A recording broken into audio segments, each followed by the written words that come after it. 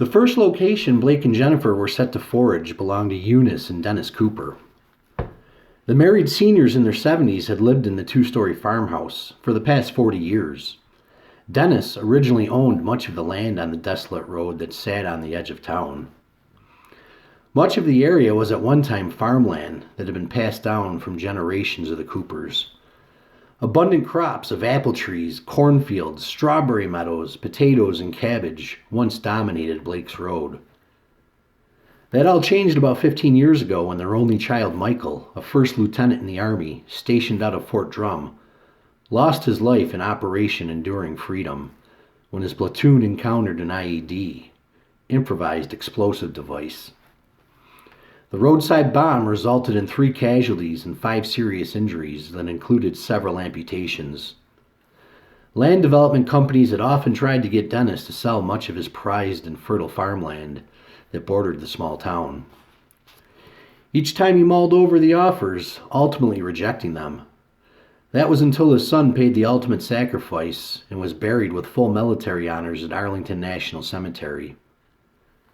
With no one to pass on the family business and lifestyle to, he eventually relented and sold the land, leading the way for more modern homes being built and doing away with the pastures and farmland. If not for Blake and Jennifer's own traumatic and crushing circumstances they had experienced over the past 3+ weeks, they would have almost assuredly checked in on the elders well before this day. The farmhouse greeted you with a majestic, wraparound porch that was now immersed in the thick and substantial snowpack.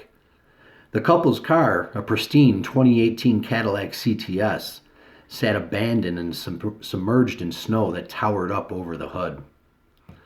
There was no sign or evidence of fresh tracks in the yard. Blake and Jennifer carefully made their way up the steps, being mindful where they placed their feet in the colossal snowdrifts. Blake knocked on the storm door, unable to open it because of the massive amount of snow that blocked it. "Mr. and Mrs. Cooper, it's your neighbor Blake," he called out, hoping for an answer. He rapped on the glass again as Jennifer peered through a window on the porch. There was no answer or response from him calling out the elders' names. 8 windows, all with black shutters, lined the porch. The couple went window to window, hoping to find a sign of life inside. The towering chimney was ominously quiet, with no signs of a fire burning inside. From what they could tell, everything inside seemed to be in place. No indication of being ransacked, looted, or pillaged, but still no evidence of the neighbors residing inside. Jennifer stood watch as Blake took the butt end of his rifle and began striking it on the frost-covered porch window. On the second impact, it shattered, and they now had access inside. He prudently peeked his head inside and immediately fell backwards, startled by the brazen effort of a cat that had burst through the smashed window and now disappeared into the unforgiving snowfield. Shaken by the escaping feline, he gathered himself and again gazed inside. "It's clear," he said to his wife as the two anxiously climbed inside. It was eerily quiet, and the first thing they noticed was how cold it was in the home. They could see their breath, and with the sun shining today, it almost felt warmer outside.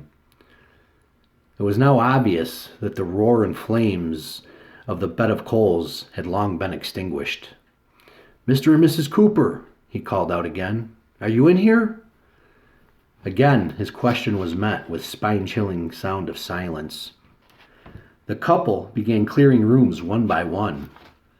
Jennifer made the mistake of opening the refrigerator door, discovering the moldering and rotting remains of a rotisserie chicken before slamming it closed again.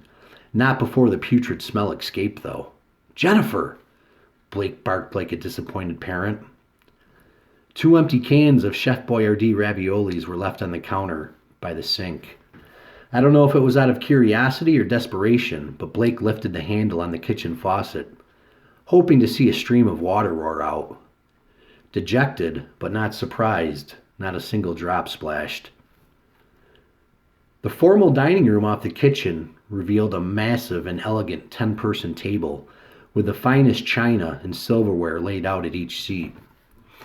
A sizable china cabinet lined the wall.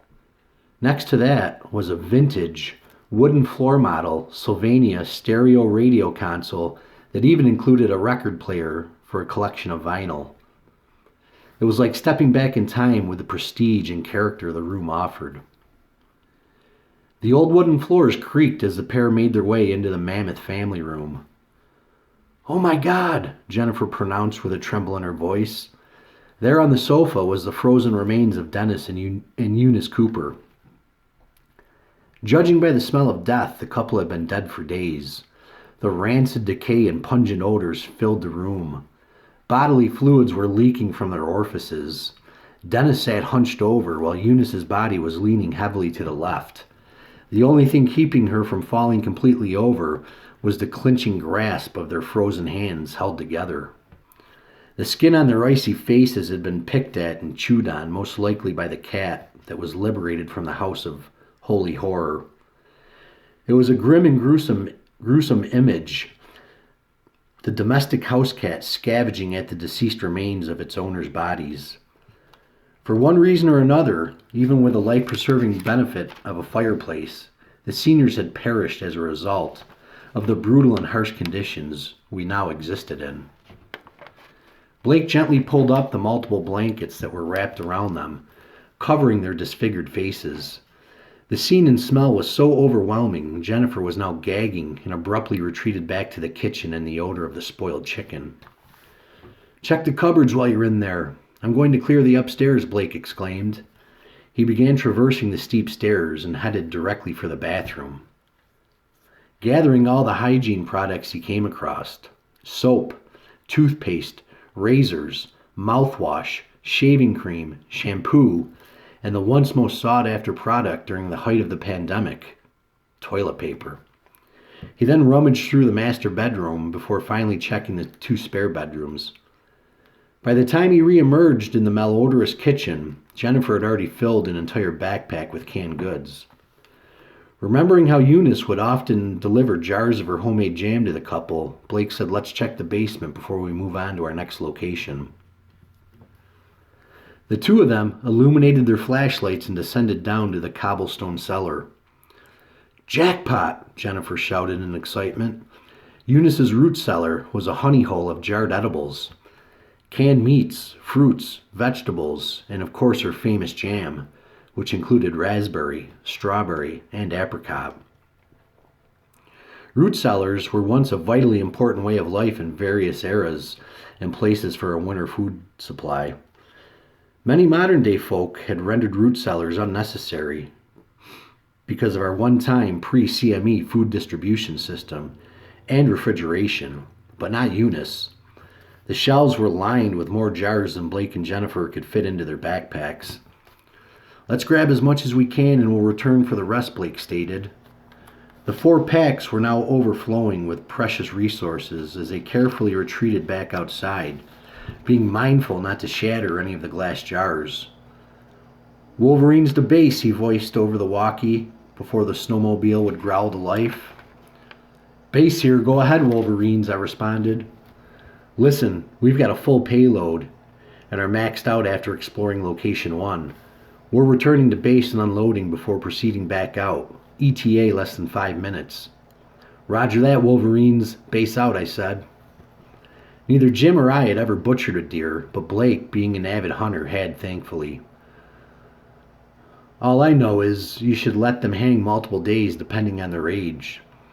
The deer stiffens during rigor mortis in the 24 hours after being killed. If it is processed during this time, the muscle shortens and contracts, causing the meat to become tough. It was imperative to let it hang for 2 to 4 days minimum before processing it to avoid this." The roaring sound of the sleds approached, and even though they had only visited one location, I was grateful to see them and anxious to see what they had obtained. Jim and I greeted them, and each of us grabbed a backpack. Like an impatient child on Christmas morning, I eagerly unzipped the rucksack, revealing an abundance of mason jars in different sizes. "There's more where that came from," Jennifer yelled. "We can probably fill all 4 packs again with what's still there." "So the house is empty?" I asked. "Not exactly," Blake answered. The two seniors who occupied the home, the Coopers, looked to have expired from the effects of hypothermia. It appears they have been deceased for several days based on the smell and the fact that their cat had been scavenging away on their faces like he was a vulture. The thought of pets eating and surviving on the remains of their dead owners was a revolting image. It was always stunning at how fast society had disintegrated, I thought to myself. "Come around back, we've got a surprise for you two as well," Jimmy commanded.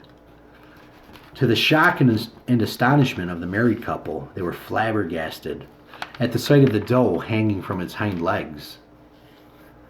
"Unbelievable score," Blake bellowed out as he patted me on the back, prematurely congratulating me. "Wrong guy," I said as I pointed in Jimmy's direction. "You did this?" Blake asked.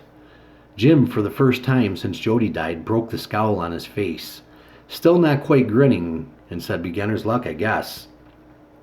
"Call it what you want, but venison is back on the menu." "Great job, Jimmy," Blake declared. It was some much-needed praise and the type of accolade Jimmy needed to help pull him out of his depression. The four of us, each carrying packs full of assets, took them inside and began emptying the contents onto the kitchen table. Blake and Jennifer were swiftly setting back out, returning to empty the Cooper's bounteous basement of stored food. "We'll be back within 30 minutes, they said as they jumped back on the snowmobiles and sped off to their destination. The life-altering score was exactly what we needed to replenish our energy and our critical calorie deficit we had been suffering from recently. I waited calmly out front, soaking up the glorious sunshine and the welcoming warmer temperatures, while Jimmy had returned to filling in the shallow grave he had dug for Jody, finally laying her to rest once and for all. Our foraging friends returned to the farmhouse and immediately headed back down to the basement, quickly gathering the remaining mason jars of treasured provisions. Upon exiting the house, Blake glanced at the Cooper's Cadillac, buried in snow, and then the detached garage that sat out back. "Hold on a minute, babe," he uttered to his wife. He lumbered through the substantial snowpack, making his way back to the garage. The side door was locked, once again forcing him to break the glass with his rifle. He reached in, unlocking the door, and tentatively pushed it open, remembering the scare from the cat that he'd received just an hour earlier. He was on a mission, looking for siphoning supply tools. He grabbed the garden hose that hung on the wall meticulously, along with all of Dennis's other tools. Everything was methodically labeled and diligently organized. He then reached for a hacksaw and began severing through the hard and stiff hose.